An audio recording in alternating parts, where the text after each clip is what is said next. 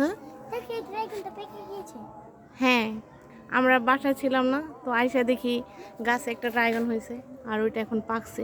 চা ছিঁড়ে নিয়ে আসো, কাইটা দেখি কেমন লাগে। ও কারা কাটা পিনছে, আস্তে আস্তে করে মুচো তো, দাঁড়া আমি দিয়ে দিতেছি। আমি ছুরি দিয়ে কাইটা দিছি আর চাঁদের ছুড়ে এলেছে। আসো আসো আসো। খাই দেখি কেমন লাগে। দেখো বেলি গাছটা বেলি ফুল আসতেছে। হ্যাঁ, বেলি ফুল আনে। তুমি কাটতে পারবা?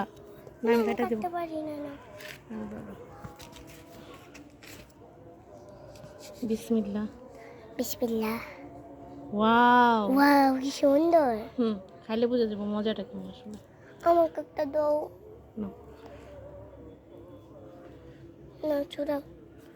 খাই দেখো কেমন লাগে। না তুমি ধরো। বিসমিল্লাহ বলে খাও। বিসমিল্লাহ। কেমন গো? মিষ্টি, দেখি একটু খাইয়া। বিসমিল্লাহ।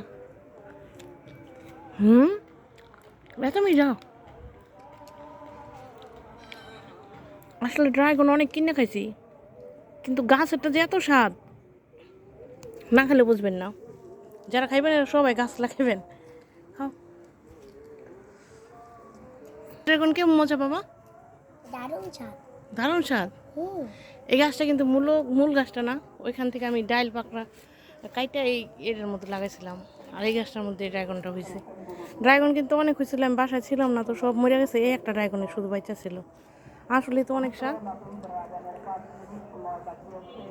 অবশ্য সবাই নিজের হাতে গাছ লাগায় দিয়ে একটা ফল খাওয়ার চেষ্টা করবেন, এটা স্বাদই অন্যরকম না? মাশাআল্লাহ, দেখো কি সুন্দর মৌফুলের হইতেছে। এটার ভর্তা কিন্তু দারুণ দারুণ স্বাদ। মাশাআল্লাহ।